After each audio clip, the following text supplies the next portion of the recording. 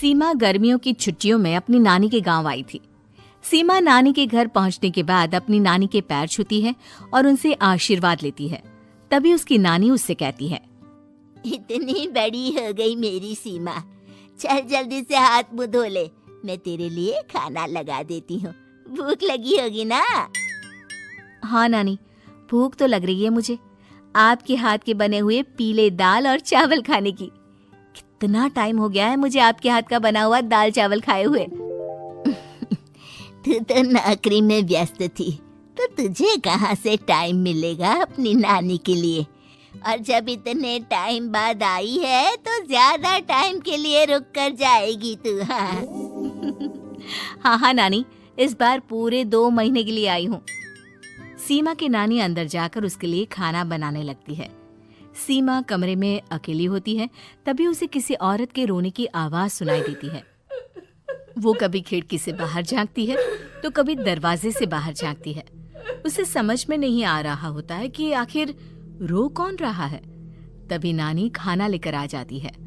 वो अपनी नानी से कहती है, नानी, कोई औरत रो रही है क्या? मैं जब से यहाँ आई हूँ तब से मुझे यहाँ किसी औरत की रोने की आवाज आ रही है। हे भगवान, कहीं ये वही तो नहीं? बोलो ना नानी। अरे कोई नहीं रो रहा, ये तेरे मन का वहम है। और तू ना अब खाना खा ले, ज्यादा यहाँ वहाँ की बातों में ध्यान मत दिया कर। जल्दी से खाना खा और फिर मेरे साथ आ जा मेरे कमरे में, दोनों बैठकर खूब सारी बातें करेंगे। ऐसे ही अगले दिन सीमा अपनी नानी के साथ गांव के बाजार जा रही होती है। उसी रास्ते में फिर से किसी औरत के रोने की आवाज आती है। वो अपनी नानी से कहती है, अरे नानी, क्या सच में तुम्हें अभी भी किसी औरत की रोने की आवाज नहीं सुनाई दे रही? मुझे किसी औरत की बहुत बुरी तरीके से रोने और चीखने की आवाजें आ रही है। मैं बहुत परेशान हूँ नानी, आखिर ये कौन है? मुझे लगता है कि सीमा को शहर भेज देना चाहिए, यहाँ रहना उसके लिए ठीक नहीं। नानी बोलो ना, आप चुप क्यों हो जाते हो?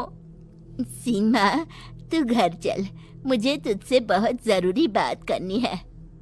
नानी सीमा को घर ले आती है और सीमा से कहती है, सीमा, कल सुबह तू शहर वापस चली जाएगी।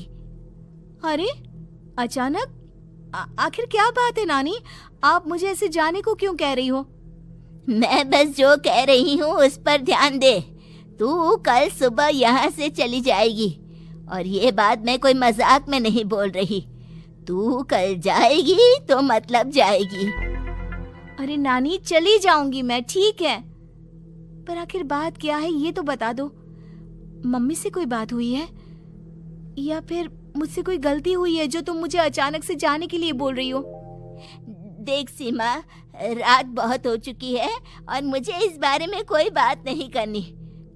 चल, अब चल के मेरे साथ सो जा। सुबह की बस पकड़कर तुझे शहर भी तो जाना है। सीमा को अपनी नानी का ऐसा व्यवहार देखकर बहुत ही अजीब लगता है। उसे कुछ समझ में नहीं आ रहा होता है कि आखिर उसकी नानी उसे अचानक से गांव छोड़कर जाने के लिए क्यों कह रही है। ये सारी बातें सोचते सोचते सीमा की आंख लग जाती है और वो अपनी नानी के साथ सो जाती है। ऐसे ही आधी रात को सीमा को फिर से किसी औरत की रोने की आवाज सुनाई देती है।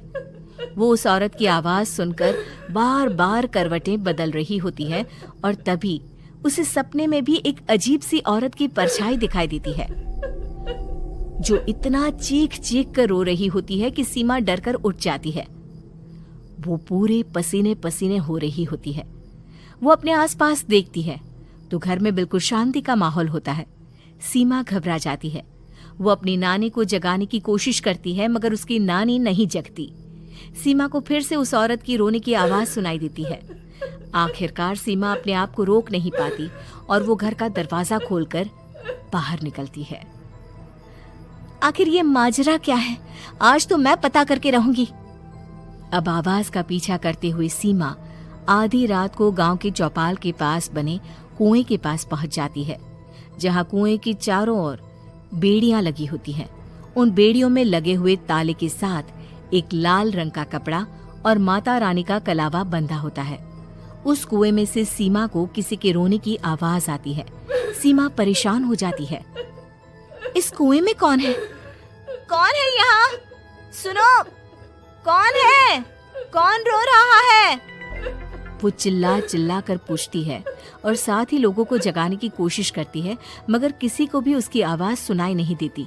अब सीमा खुद उस कुएं के पास की बेड़ियों और तालों को खोलने की कोशिश करती है और किसी तरह कुछ देर की मशक्कत के बाद सीमा उसको खोल भी देती है। और जैसे ही वो कुआं खोलकर उसके अंदर झांकती है, सीमा उस कुएं में गिर जाती है। इतने में उसकी नानी की नींद भी खुल जाती है और सीमा को पास ना देखकर नानी परेशान हो जाती है। नानी घबराकर पूरे घर में उसे ढूंढने की कोशिश करती है, जिसके बाद उसकी नानी और सभी लोग उस खूनी कुएं के पास जाते हैं और सीमा की नानी कुएं के पास खड़ी होती है। सभी गांव वालों और सीमा की नानी को सीमा के चिल्लाने की आवाज आती है। बचाओ, कोई मुझे बचाओ। मेरी बच्ची, हम आ गए, हम तुझे बचा लेंगे। नानी, मुझे यहाँ बहुत डर लग रहा है। यहाँ इंसान की कटी हुई मुंडिया, हाथ, पैर और कंकाल है और खून भी है। नानी, मुझे डर लग रहा है। आप सब मेरी मदद कीजिए, नहीं तो ये खूनी कुआं मेरी बच्ची को भी खा जाएगा। अरे मुझे तो ये समझ में नहीं आ रहा कि आखिर इस खूनी कुएं को खोला किसने।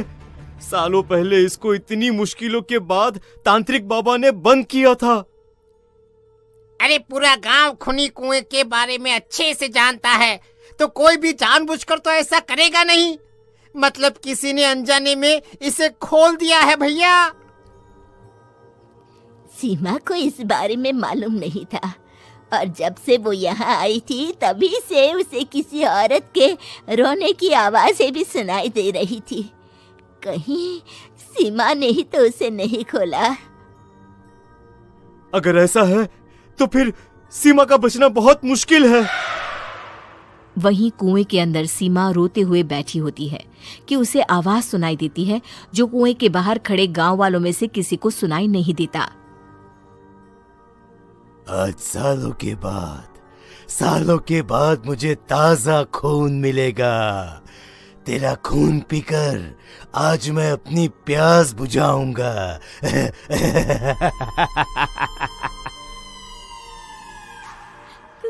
कौन है?